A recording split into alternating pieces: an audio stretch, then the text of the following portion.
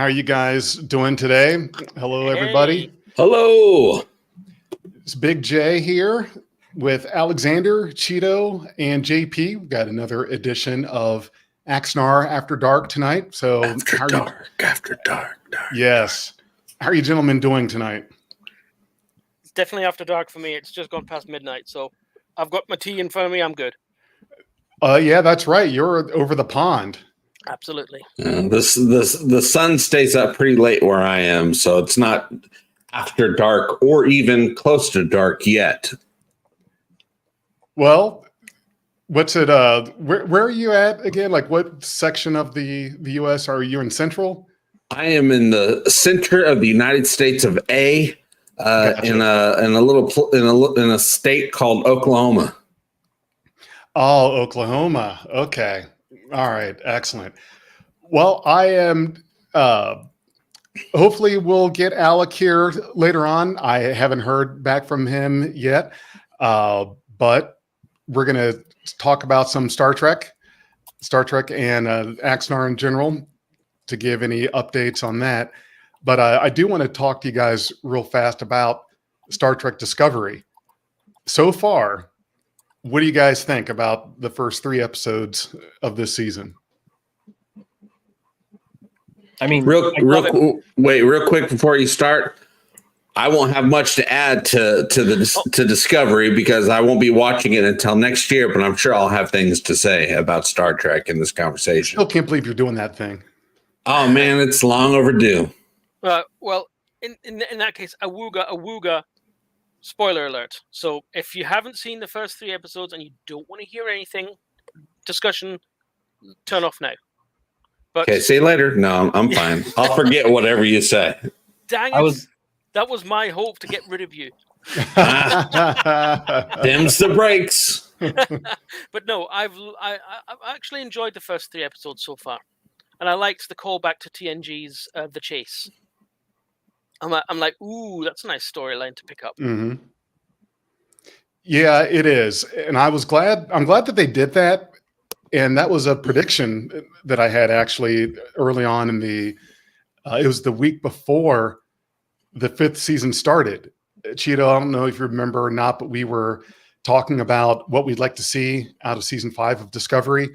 And just kind of, offhand, I said, yeah, it would be nice if they did something like they did with The Chase, except make it more galaxy wide reaching because we have the spore drive and we can go more places now. And that's what they did. Yep. Legit. They stole your idea and then went back in time and then filmed season 5. They flew around the sun, went back a year and a half after hearing your idea. And I mean, I think we've all wanted the follow up to The Chase. And plus they really led with in a lot of the promotional material and a lot of the people promoting it where basically it's a nonstop like thrill ride chase. Like they kind of use even the word chase in some of their things. So I'm not surprised that it kind of follows up with The Chase, episode from TNG. But at the same time, I'm glad. I love expanding the lore. If any of you have played Star Trek Resurgence, I love that they expanded upon the Takan Empire and everything in that game. From that just one episode of TNG. I love it when they take those nuggets and just like do something much bigger with it. Because honestly, if you don't have much there to work with, or if there's not much there, it's easy to expand upon. It's much harder when you're trying to expand upon something where you got to fit in these like parameters of canon. So yeah, you're right, because you can do more with it if there's not already a whole lot that's previously been established. And Resurgence was a fun game. Mm-hmm. And I certainly agree with you there, Sturm vom Alk. It was an interesting game. I like those kind of games where you can kind of choose how you handle the story and how you respond to and work with other characters in the game. I like how they had an A plot and a B plot where you have 2 stories going on, and that there is a point where they do converge. Your two different plots. Yep. I just to respond to the comment about saying it was too short. I actually felt like it was perfect length of an adventure, like, for Star Trek. Mhm. I feel like if it would have drawn on a little bit longer, I feel like it would have gone into like drawn out territory. But I would love for it to be like we get shorter stories like this, but we get like more of them. You know what I mean? And I don't want Resurgence 2. I want like the sequel. I want like let's go back to Enterprise time, and do something in like not with like Scott Bakula and everything, but like with another NX. Like let's do the Columbia. Let's follow the Columbia maybe through the Romulan War or something. Let's go to the 32nd century. Let's go to more of a TOS. Like I want it to kind of jump around. I want it to be more of an anthology type series, not okay, we're going to do sequel after sequel after sequel until people get tired of these characters and then move on. I don't mind doing a sequel to that, but I don't want it to only be that. Right. Yeah. They can certainly go to, I think, a game centered around Enterprise timeframe, especially the Romulan War, would be something interesting. But they seem to be putting everything, and I'm not faulting them for this, but they're putting everything into Star Trek Online, which seems to be like the leading Star Trek game. There haven't been a whole lot of others that have come out since then. There was the Star Trek game based on Star Trek 2009. There's been a couple other smaller ones. There's Bridge Crew. I know there's a Bridge Commander, but Bridge Crew was the one that was the VR one. I played VR that. one. That's right, Bridge Crew. Yeah, I got stuck on one mission. I was like, I don't want to go through this all over again. I played it like 3 times. And I couldn't pass the level. And I'm like, I can't do it again. It's too tense in VR. Yeah. Oh, really? You played it in VR? How was that? Oh, it's amazing. You are on the bridge. It is absolutely incredible. I mean, you're on the JJ bridge, so there's it's very bright. It's very very well lit. I played it's great VR, so yeah. Star Trek VR. I was just saying, VR. It's a lot easier to control. You're pressing buttons and stuff as opposed to trying to use a controller. Star Trek Infinite came out this past year, and I mean that's basically a Stellaris clone, but that's very fun. But it's it's a Stellaris clone, but it's got like all of the Star Trek bells and whistles to it, all the like tons of races in it. It's I think it's a ton of fun, and I get it that I won't fault anyone for saying, oh, it's just a Stellaris clone. It really is. It absolutely is. But at the same time, it's Star Trek with Stellaris. Like people have already made mods of that. And now we have the official thing. You know what I mean? Like, so it's a really, I like Star Trek Infinite. I know they're just selling me a mod, but you know what? I love those empire building type games like Master of Orion and like Civilization on the galactic scale. You know what I mean? I tried playing that. I couldn't get into it. Which one? The Stellaris mod for Star Trek. Did you play the original Stellaris, like the OG game? I did. It was like I guess it just, I'm not the audience for it. I don't know what it was. It was just, I don't know. It's not for everybody. Right. I think it was, not to say too complex, but it's very busy.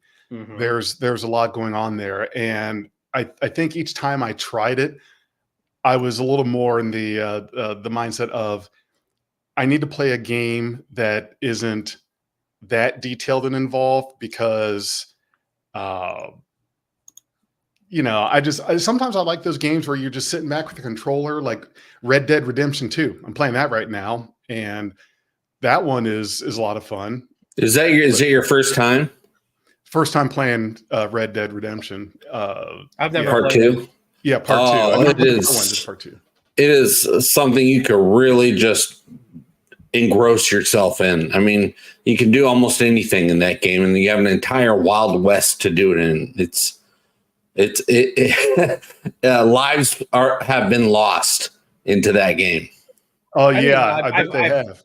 I would say I've seen people play it. I just, the Wild West is just not my bag, really. Like, you know what I mean? I like fantasy, like Final Fantasy. I like open world and but more modern or even medieval. But like the Wild West it doesn't even make, even the away missions in the original series where they went to the Wild West just turned me off. I'm like, I don't like this one. Swinging bar doors. No, we're not doing. No. I like Worf wearing a cowboy hat. That worked for me. Yeah. Worf and the cowboy hat. Yeah, that's great. But the thing that I like so far, and I promise people we're going to talk about Axanar, we're going to talk about Star Trek. We'd like to, talk about some of the other stuff that we enjoy doing. But I like, if you're riding your horse somewhere, you're sitting in your chair for like 10, 15 minutes trying to get somewhere just on the horse. Which I said, that's pretty good realism, but I had to save up to get fast travel because I like the idea of, playing it, being immersive in the experience, but I don't have 10 minutes to sit here on the horse riding through, trying to help a stranger and get hijacked. Well, you're able to auto ride. Basically, you can. I think it's holding the big bar or whatever system. You hold a button, and your horse will just follow the trail, whatever your destination is. Mm-hmm. Really helps because you can just set it, and then if somebody attacks you, you got to pick up your controller. But the rest of the time, you can just watch your horse, and it has cinematic views you can turn on and all kinds of stuff. I'm playing on PC. I'm going to have to look. I might have missed if there's, what button that is or if you can do that, but that's I'm going to guess it's holding the space bar, but I have no idea. Okay. Yeah, I'll have to check that out. It's a game changer, pun intended. It'll change your game. Yeah, that's pretty cool. So what else is going on in Star Trek for you guys these days? Anything interesting? Well, for 2024, I'm not allowed to watch any of the new stuff, but I can watch the old stuff all I want. Why I is just that? don't. What is that? I just realized after all these years with all these IPs just coming at us nonstop that I've missed out on so many smaller films and TV shows. Like, for instance, I just started watching a show called Blackbird on Apple TV. And it is so great. It's so great, but it doesn't have superheroes and giant action scenes and all that. So I decided to give 1 year to watching the smaller stuff and then come back in 2025. And everyone, this is why Lower Decks was canceled, because people are taking breaks. No, I did it when there was no new season on Lower Decks. That works for me. Everybody blame JP. And we're going to get t-shirts It's my next week. fault. They're all going to say, JP canceled Lower Decks. Well, actually, I got something to say about Lower Decks either being canceled or finishing up. It seems like Paramount Plus is, and from a business point of view, I think this is a good thing, starting to consolidate their Star Trek output to maybe they're going to go to doing the way it used to be, where there's one show at a time. And when one show finishes, then they start another show, which seems like that'd be a great way to save money so you can keep making Star Trek, but not be having a budget for 5 different shows. But here's my thing with that is that if you look at the episode counts, we are not getting more Star Trek than we did like during the DS9 and Voyager and Oh, TNG of course not. But we're getting bigger Star Trek. That's fine. I agree. I think they should definitely not have any run concurrently or any overlap. It should be one after the other. Even if there's time in between, it should be one Star Trek series is on at one time. But it would be great, since if they are doing that, there should be a little bit more focus in making a few more episodes per series. Yeah, 10 is not enough. I would say 12, 13. Give us a couple more episodes with a little bit more character development. Let's crank it up to 15. Yeah. And Cheetah, did you mention in XO2 Columbia earlier? Yes. I would like to mention that ship has Seth MacFarlane on that ship as Ensign Rivers, because he transferred from Enterprise to Columbia. Before we get too deep into the Orville with our Orville expert JP, Alec, Crystal, glad you guys were able to stop by. Thank you. How are you guys doing tonight? Hello, everyone. Sorry, we're out at a bar, the new bar in town. We decided to go out and check it out, and so. But we're leaving it in very capable hands. It's not like you guys can't talk over each other without me. I'm actually doing this with no hands. Yeah. Right. I just got a mic and a camera. I'm good. Good. Everyone doing all right tonight? Yeah, doing pretty good. You know, the weather is great, at least here where I'm at. Work has been pretty busy. Yeah, Star Trek is good. Yep, I know. So it's really interesting that they renewed Star Trek Strange New Worlds, but canceled Lower Decks. That's easy. I mean, I don't know what you guys have been hearing. I mean, I saw one guy online that said that it's already Skydance trying to assert their influence over the direction of Star Trek moving forward, which I hope is true.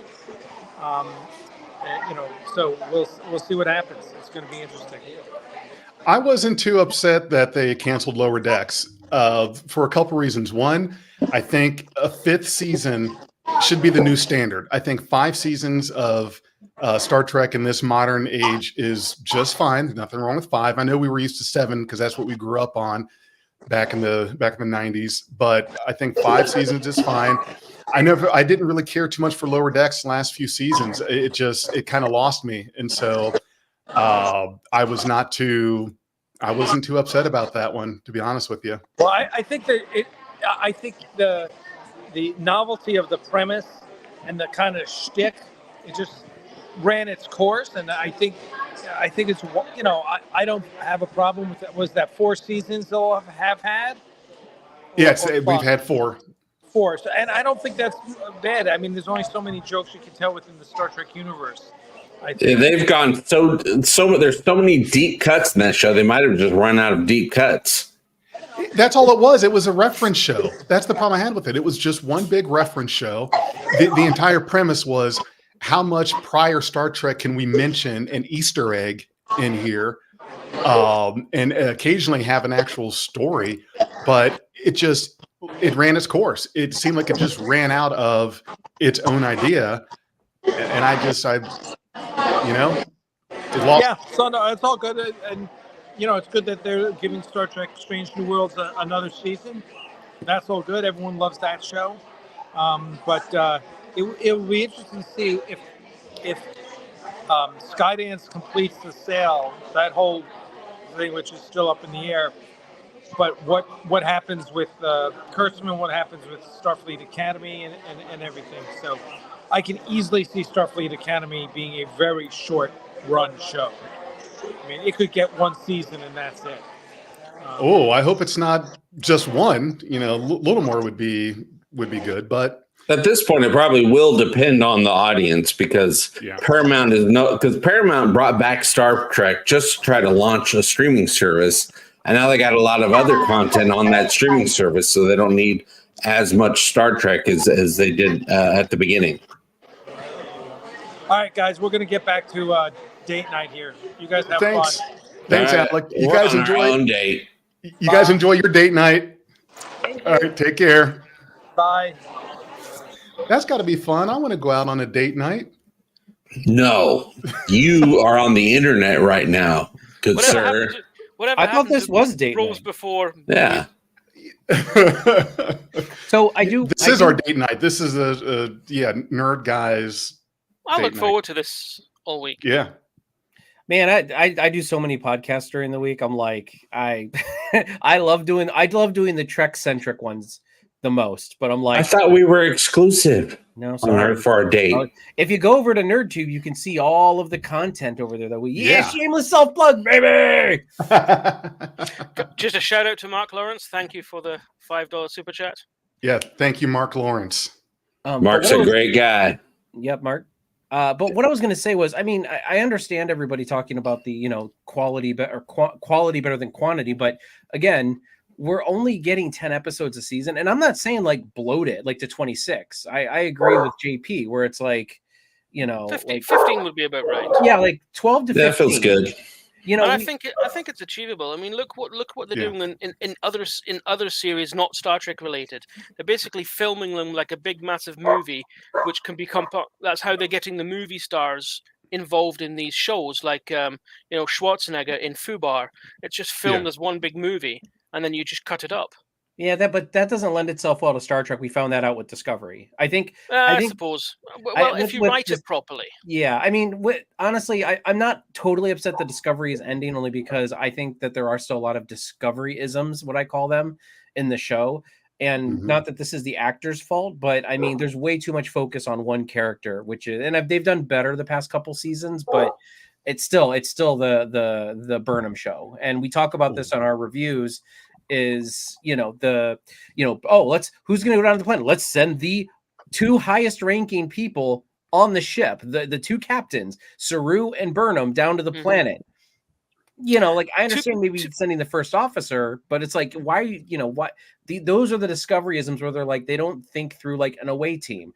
They don't think through like what is practical. It's like, no, which stars should we put here so they can have their moment? And honestly, I feel like that like what Discovery is basically had is it stifled all of that character development that you can have like out of nowhere. Like, because I feel like you go into TNG and DS9 and Voyager, and it's like these characters, like I think they stumbled upon some of these great character arcs for some of these people that, like, while they were writing. I don't think they went into it like, oh, we're going to give Tom Paris, I'm using an example, but this great arc, or even Nog, this is the one I love using. I don't think they wrote him in episode 1 to be this real big overarching character. That, I mean, Garrick is the perfect example. He was supposed to be in one episode and he became one of the crutches to that show.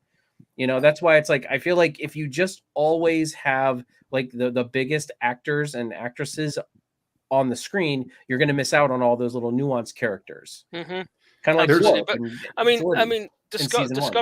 Discovery from the get-go, it was always advertised as it's not going to be a spaceship show.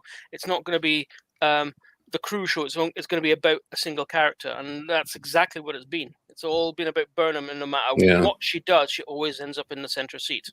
Yeah, I mean, all the different Star Treks, they're playing around with different formats for each show. At least that was the initial plan.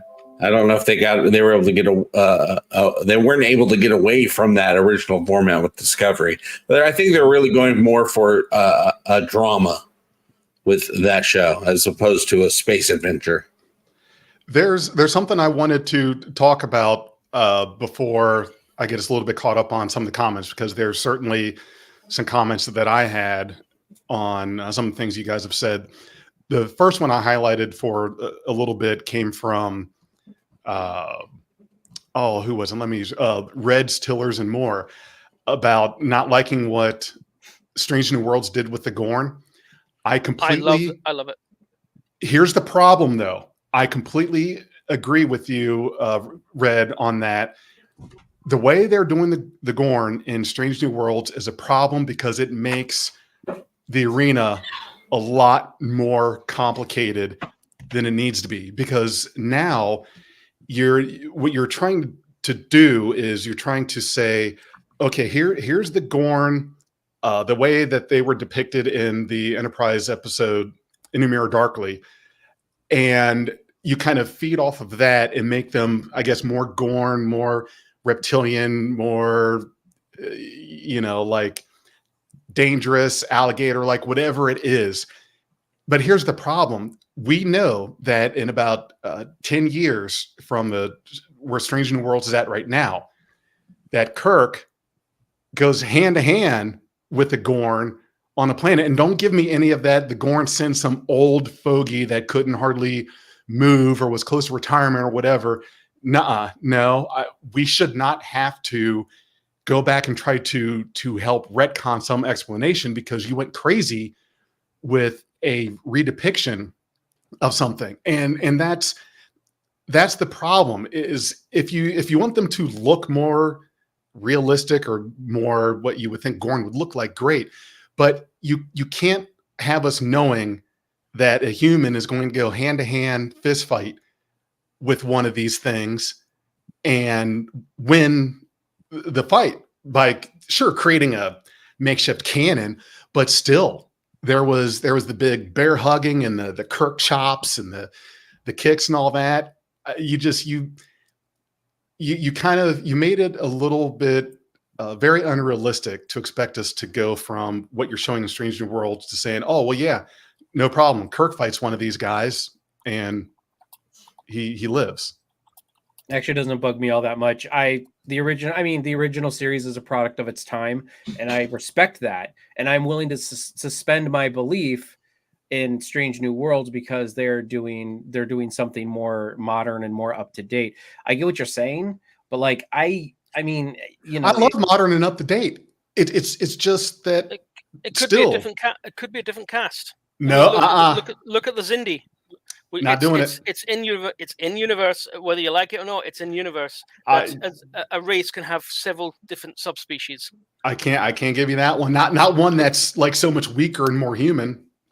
Well, it could be that 10 years from now, the Gorn were starting to splice genetics, trying to mix with humans to try to figure them out or something like that. JP is about to get banned. Where's my hammer? Where's my band hammer? That's all right. I'll just go to sleep. That's fine. Stephen Ross, thank you very much for your contribution there. Skydance needs to hire Alec to do Star Trek Legacy. Wouldn't that be something? That would be awesome. Honestly, no, I don't agree. I think they need to bring Alec in to do something in the TOS era. I really do. Like, I feel like that he would do something great in the TOS era. I feel like that's where he thrives at. Not that I've seen anything that he's done in like the modern era stuff, and I'm sure he'd be fine. But like, I love what he is doing with like the pre-TOS like that, or give him the Lost era. Give him room to play, because with Legacy, you kind of have some of these haranguements of Picard and all these other things, Lower Decks and Prodigy. I know that Picard takes place several years after those two, but I really feel like give him something like the Lost era, where he has a whole wide universe to kind of play with. And I would love the Lost era Star Trek. Wouldn't that just be something? How many heads would spin if there was a turn of events like that? We're getting Rachel Garrett in Section 31. There's already been speculation of a Lost Years anthology series. Now, I don't think that's true, but like everybody's already speculating, like, oh, they're gearing up for Rachel Garrett. They're trying to get everybody to know who Rachel Garrett is because we're going to follow the Enterprise C. Right. You guys, I just want season 5 of Enterprise. That's all I want. They'll never give it to me. No, unfortunately, we'll never get that season 5 of Enterprise. It'd be nice, but no, we'll never get that. No. That's not all the crew. It's 20 years ago. The crew they've aged too much now. They've aged out of those roles. Yeah, that's why I want a Birth of the Federation series where it takes place 10 years after the Federation Accords were signed, and you have President Archer trying to bring races in. And I know me and Jefferson have had this conversation before. He doesn't want it. I want it. Well, I just want Trip to be okay. That was just a holographic story. The computer told the story told Riker a story that he needed to hear, not necessarily what actually happened. I just think a Star Trek version of the West Wing is a tough bite to take, and they're doing some of that in this season of Discovery, which is interesting, sure. And I don't know if that's kind of, let's play in the waters a little bit to see if we can go in the kind of political intrigue route of Star Trek, which would be new. That would be different, admittedly. And I'd watch it. So maybe that's what they're doing here. Maybe not. I'm probably reading too much into it, but it would be an experiment, just like with trying to do animated Star Trek again with that. But experiments are tough to get with streaming services these days, because they want something that they consider to be a slam dunk, even in their minds. Not necessarily that it will be, but they think it will be. And an experiment is scary to them because then they might lose money. Even though they get monthly subscriptions every month. Yeah. Oh, people cancel those subscriptions all the time. I cancel the day that Star Trek goes off of. Did we talk about this last week? I don't remember. Yep. Okay, yeah. Right at the end. Right at the end. Yep. Right at the end. Right when there's no more Trek the following week, I cancel my subscription. I've got all of my Blu-rays and DVDs. I can watch all the old stuff whenever I want, but I want them to know I'm not watching anything on Paramount unless there's new Trek. Yeah, you can watch Pluto TV, which is free has an entire Star Trek channel that's usually playing TNG, DS9, Voyager, 24/7. Put Axanar on there. Have an Axanar segment on Pluto TV. I'm sure Pluto TV is probably easy to get a channel on if you have content. You just call and say, "Hey, I got content. Can I have a channel?" Sure thing. a fan film section on Pluto TV. Mm-hmm. That might be the way to go to start off. Yeah, it could work. It could work. Who knows? Oh, But a few heads would be spinning on shoulders. Yes, yes, there would be lots of head spinning for sure. I like Brian Simpson's idea. Reboot UPN. Oh God, no. Yeah. UPN. That's what I watched Enterprise on. Oh, That's what I remember that. There used to be a one-day Trek convention over here. I think it was the last Sunday or the first Sunday of each month, where someone would send over a VHS tape. Yes, VHS tape of the latest DS9 and the latest Voyager, because it was about 2-3 years before we got it here on Sky TV, satellite. And it was always the UPN logo spinning away, and that takes me back. Wednesday night on UPN. Yeah, UPN. Yep. I want to say that Enterprise over here came on Sunday nights. I can't remember. No, I think it was like Wednesday originally and went to Fridays at the end. Because that feels right too. Once the new director came in for CBS, who hated Star Trek, he shifted it to the graveyard shift to make the ratings go down, so he could go cancel it. No one's watching it. Yeah, right. Bring in someone to run your company that thoroughly dislikes your main cash cow. Yeah, it happened to the BBC back in the 80s as well. The new director general came into the BBC. He loathed Doctor Who with a passion. So the first thing he did was, see that janky sci-fi show, cancel it right now. How do you get the job when, I mean, at some point you have to let it be known that you feel that way. It shouldn't have been a surprise that, oh my God, this guy interviewed great, but now that he's got the job, he wants to cancel Doctor Who. Oh, there's no such thing as an interview with the BBC. It's the old man's club. Yeah, but Doctor Who's an old show. Like, it's been on forever. It's like a staple forever. Over there. Absolutely, and it's come back. It's gone bad now. Disney have got their hooks into it now, so it's yeah. Oh, Disney's got a hold of Doctor Who. They've got their hooks into. They're co-producing or something like that. Anyway, there's some influence in there, and you can tell. I did not know. Suddenly he goes into a musical number. Off. I've not watched it since.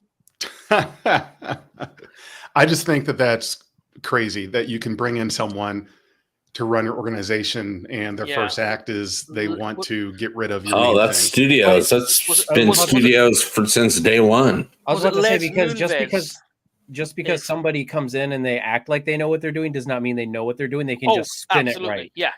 I mean, look at what's happening with all over the place. People come in, say, I can do a good job, and no.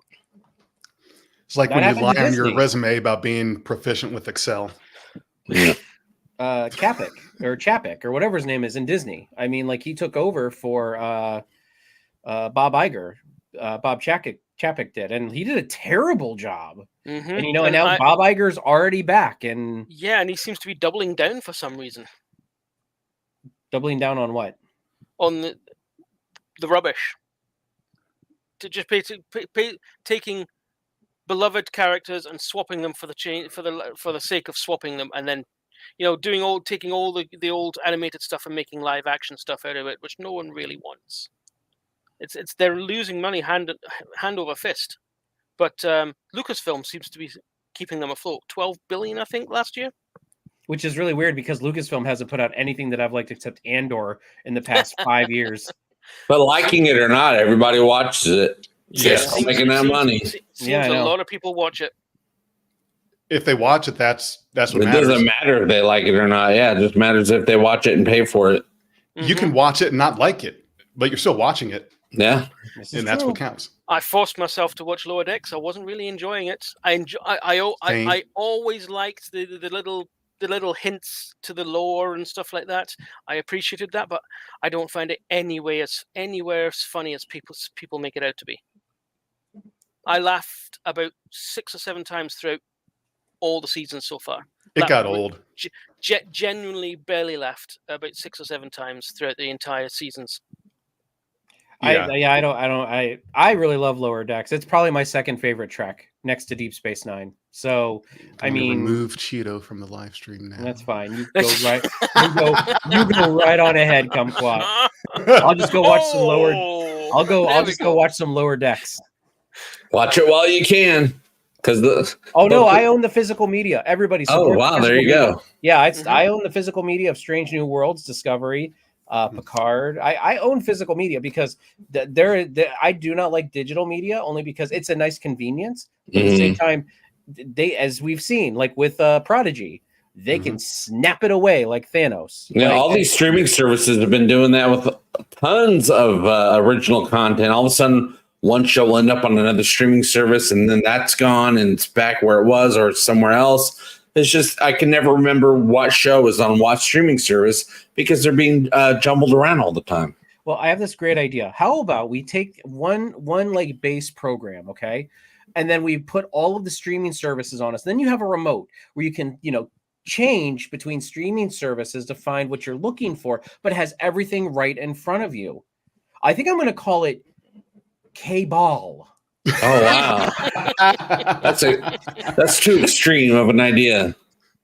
There's probably chords involved. Yeah. There's chords and stuff. Oh man, the greatest chords. Even these K-Balls are going to, it'll revolutionize modern watching of television.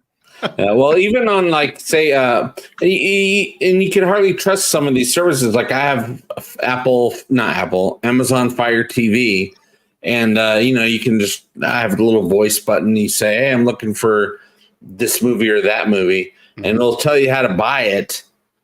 And I'm like, wait a minute. Isn't that movie available on Hulu?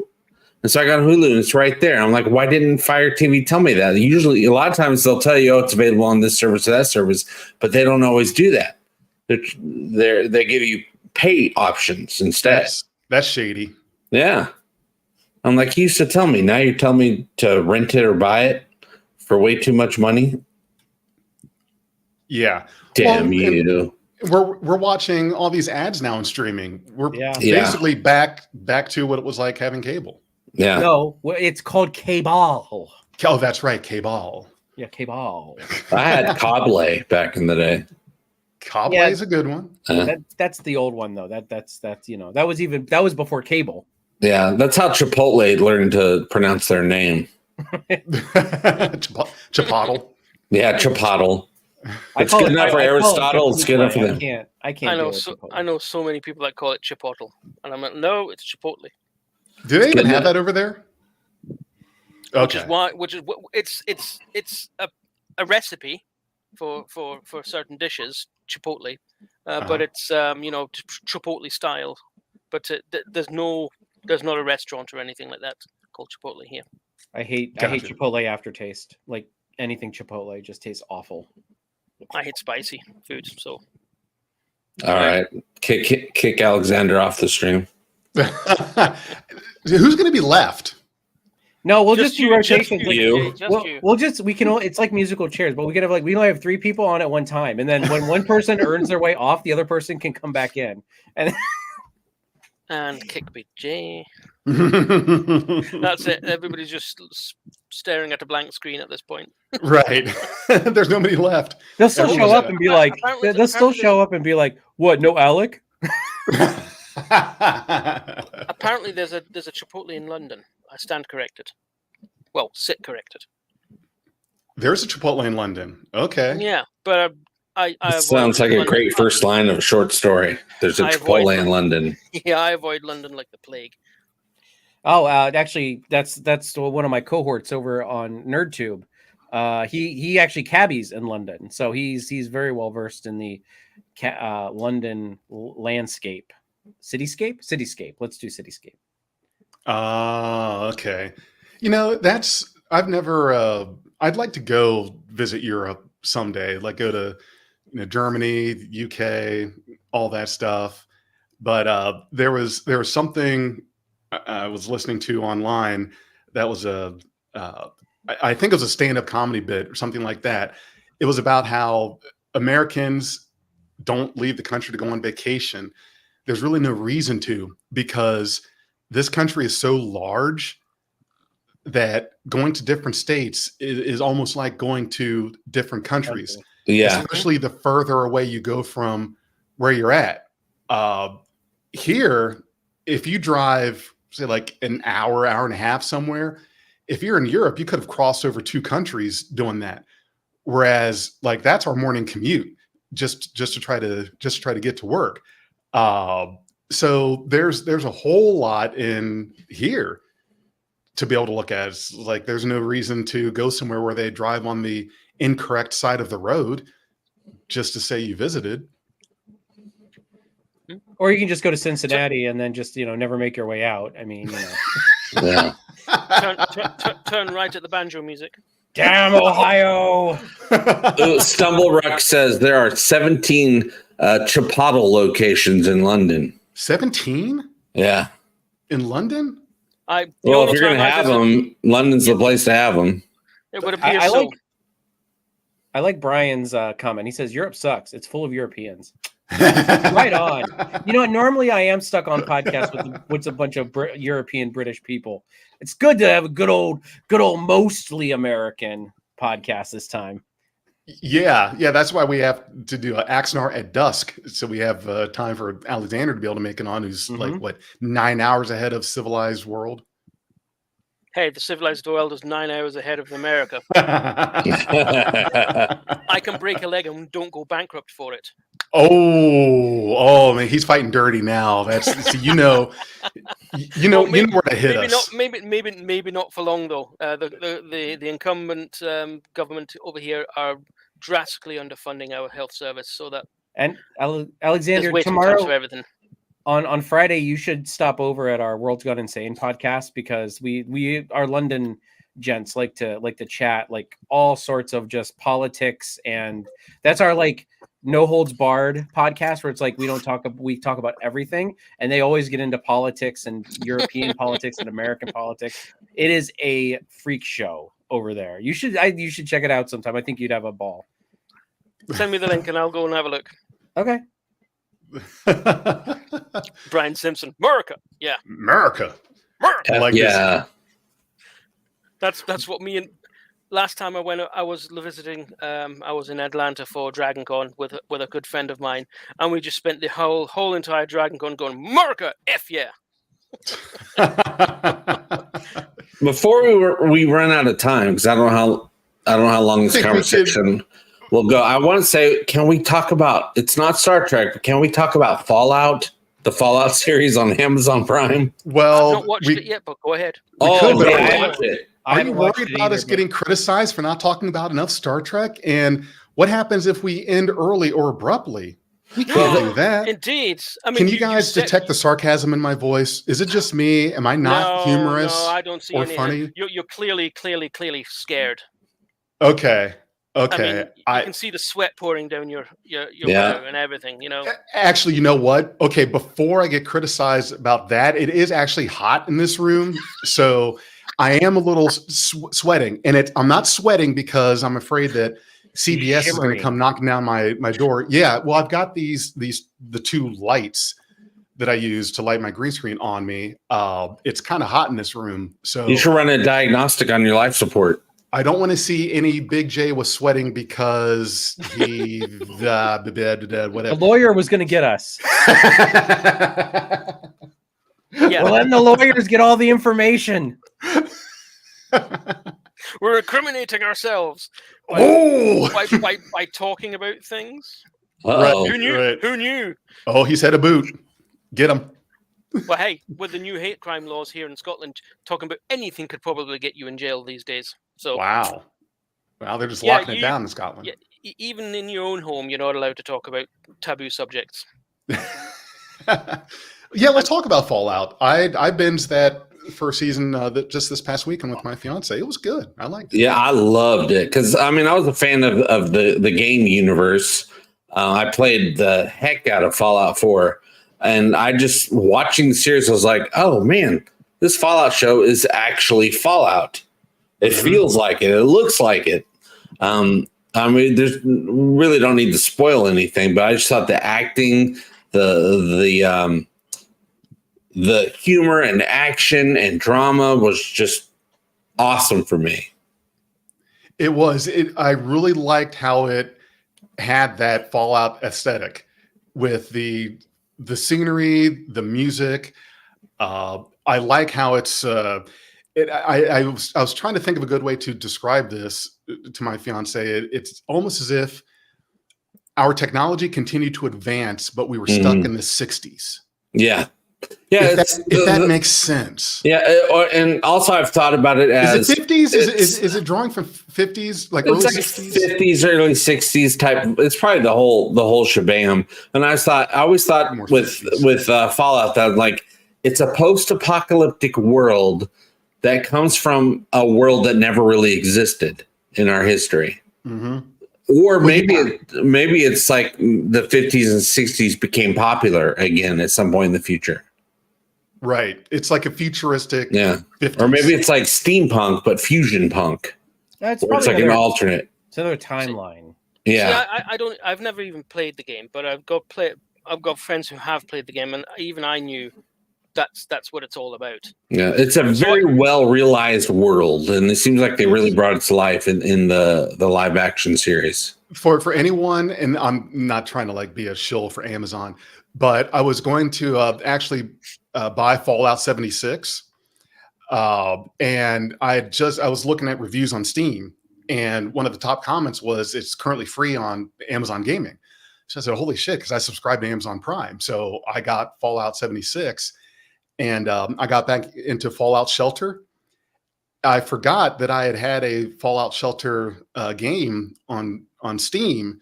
Mm-hmm. I hadn't logged into my vault in like forever. So yeah, it's gotten me back into the games. And when I'm done with Red Dead Redemption 2, you won't be done. Never be done. Well, because I want to do Fallout 76. But here's my problem. The thing is with me, I can't play a lot of different games at once. It depends on what it is. Like right now, I'm playing a controller game with RDR2.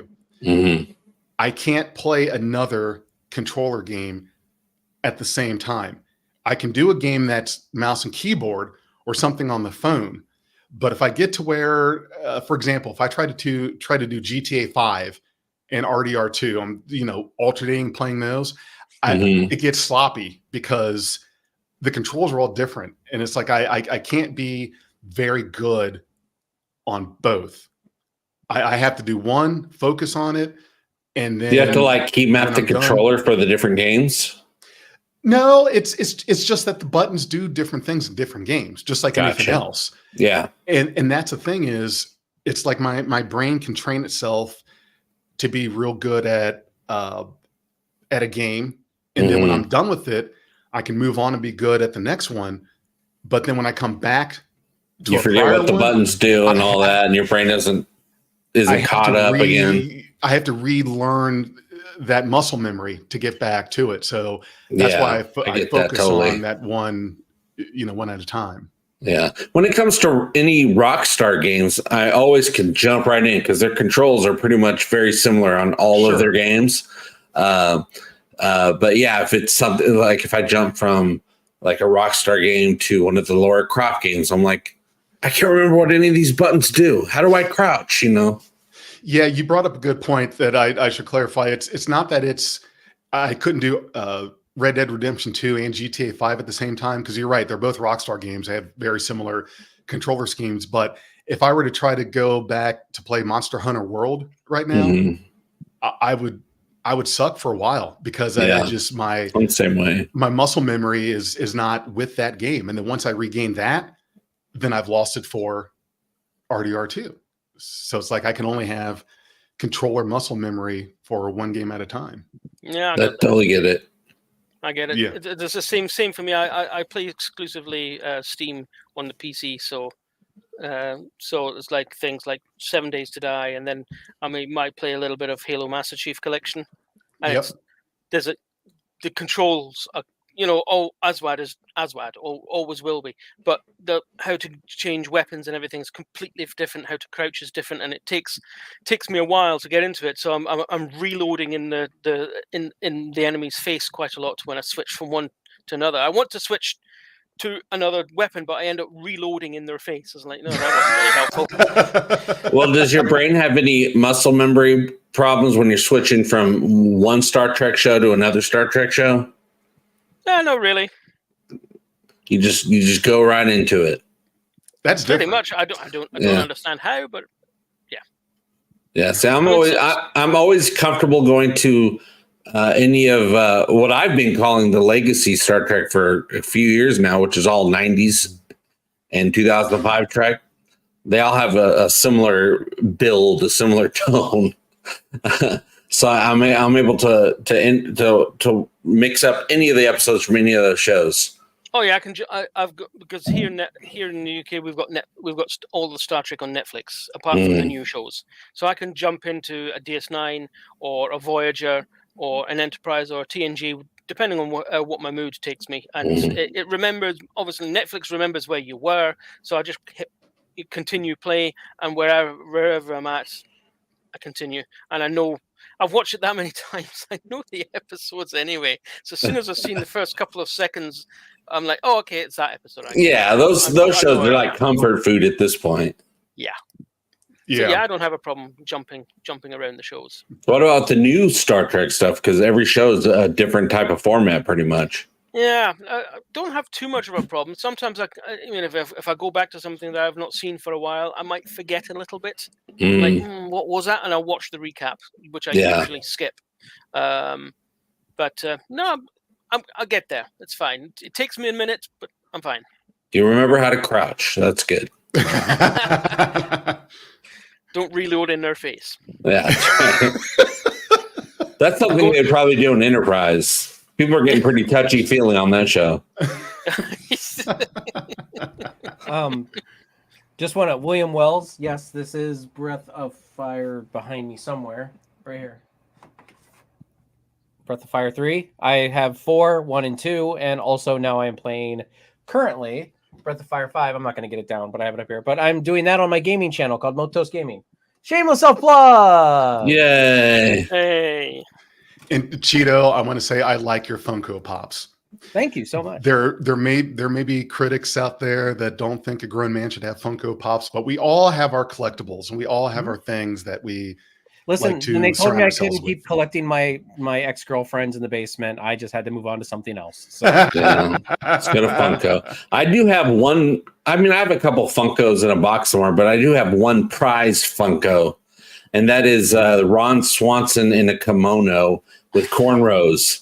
Funko, and I love it so much. See what they missed a trick there. We need a Ron Swanson in his circular disc which you can spin. Oh yeah. His I can't remember what country. So was it Sweden that designed that, and Chris Traeger was making. Well, we're not talking Parks and Rec, but Chris Traeger made him do that. That's funny. Well, as we get close to our hour. And an hour is where a natural ending is an hour is usually about where we like to go. So I am slowly, methodically meandering, not quick or in a hurry or abruptly ending the live stream. But we are approaching that hour time where we'd like to start wrapping up and do other. Alexander, why are you laughing? Just because you're in another country doesn't mean that I can't reach you and I can't get to you. I will send people there. You're not safe in the UK. And the stream is getting too much. Abort. I'm just waiting for the proverbial hook to come from stage left. Yeah, you got to work on that effect. Just to explain why Jeff is saying all these things. Big J. Sorry, I keep on wanting to say you. Is it Jeff? Whatever. Big J? I don't know. You call me Big J, Jefferson. Jeff is just too short. That's like, there are too many Jeffs out in the world. The I'm going to call you JKLMNOP. The big man to my right here. He last week we ended the stream perfectly normally. We wrapped up, but some of the haters said that we were chased away by some fake guy who tried to pretend to be a lawyer. No, we've always done an hour.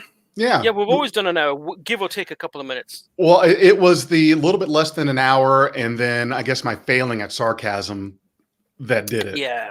So, I think it's their failure to understand sarcasm. Oh. Yeah, it's not always you, Jefferson. Remember, It's not me. You, it's them. I want to make sure it's not me. It definitely wasn't you. Okay, because I was going around thinking to myself, am I just not funny? I mean, you know, and be honest, tell me in the comments, Big J, you're not that humorous. You know, you might think you're using the sarcasm voice or you're having fun or whatever, but we don't get it. We think you're being serious all the time. Maybe I need to take some You got to use the wink emoji more. The wink emoji. Yeah. Is there something I can hold up with like emojis or ooh, that's weird. Well, not that. Oh, that's cool. That's cool. Maybe the backside. It's a green notebook. There you go. It's a window into another world. Have you watched The Big Bang Theory? Yes.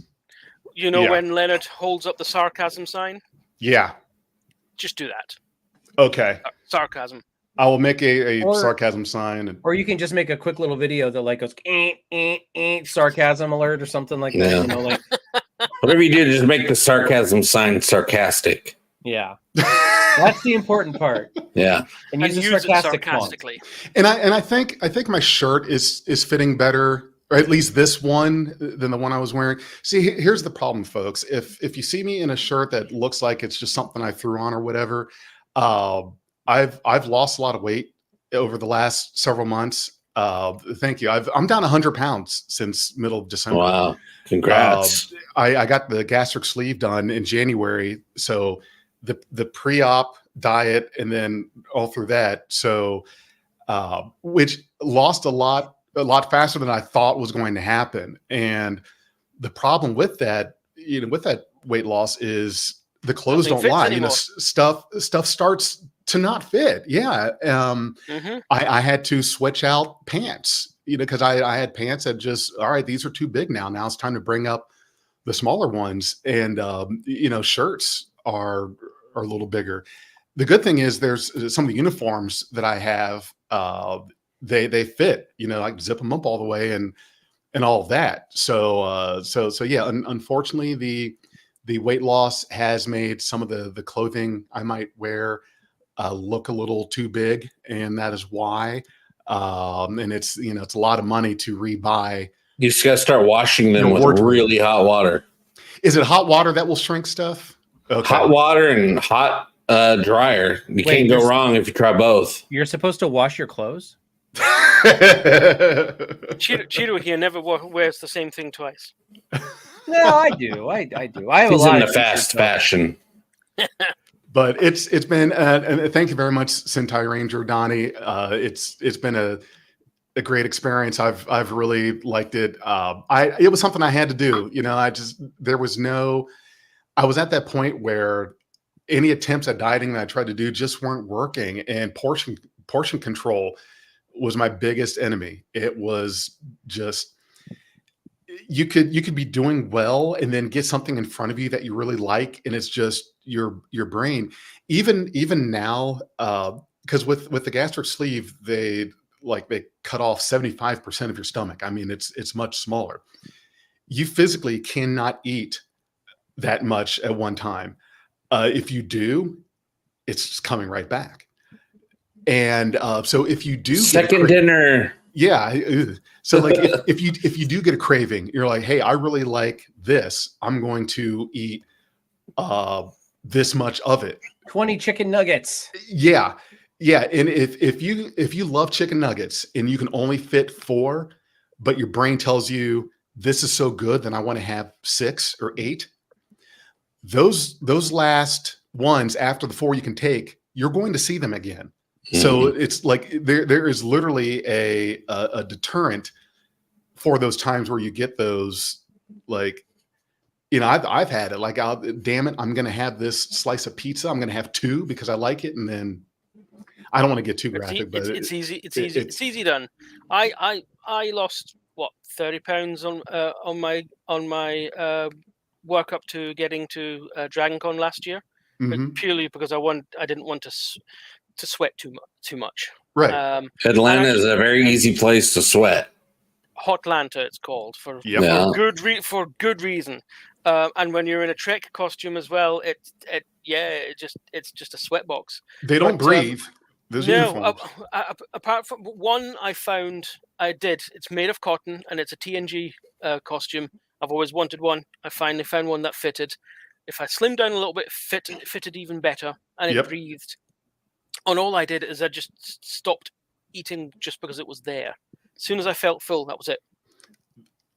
You'd be surprised how hard that is. It's very hard, but I got into the habit, and I also kept my fridge and cupboard bare of anything that didn't needed some preparation and cooking.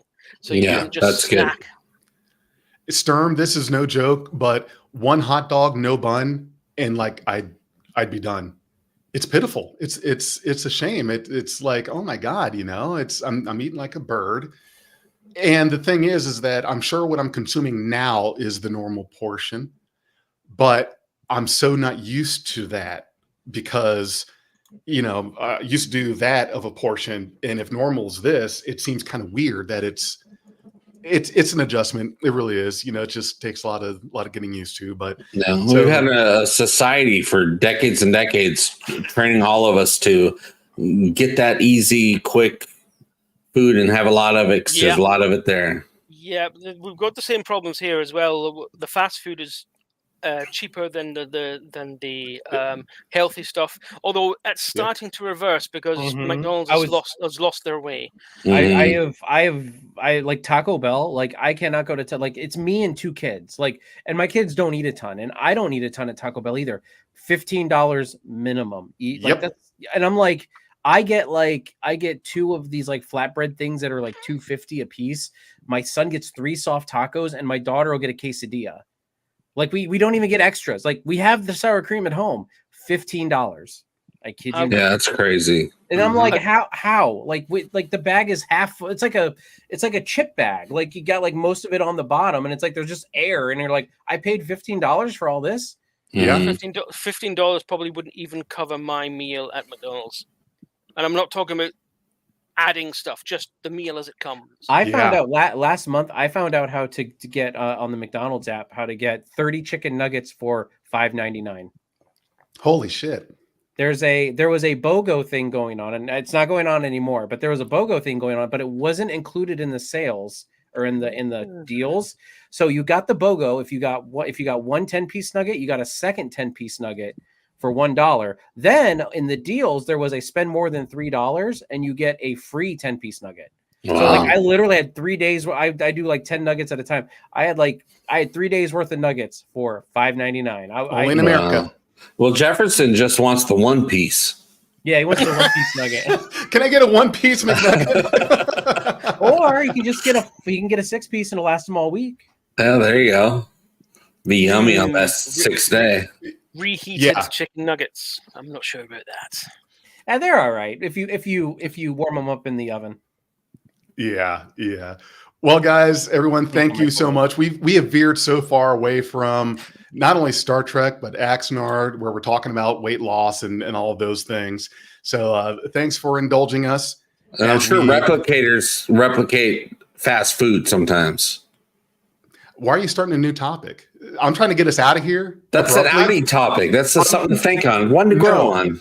I'm trying to end the live stream abruptly, and you are preventing me from doing that. 1 million strong. When you say and goodbye on the growing. phone, and then you start asking new questions. Here's what I'm going to do. Why is he trying to end date night so early? He must not love us anymore. This is how I'm going to end it. So this is how you do it in the Midwest. So, Alexander, in the Midwest, in the U.S., the way you end a conversation and get someone to go home is you slap your knees, you at your thighs, and stand up and say, well. So, that is exactly what they do in Germany as well. They go, so. Yeah. They're getting up. Yep. That's exactly how you do it. Yep. All right, everyone. Here go ciao. What? Here we just go ciao or cheerio. ciao, cheerio, or get the hell out. All right, bye everyone. Or Live ciao long and out. prosper.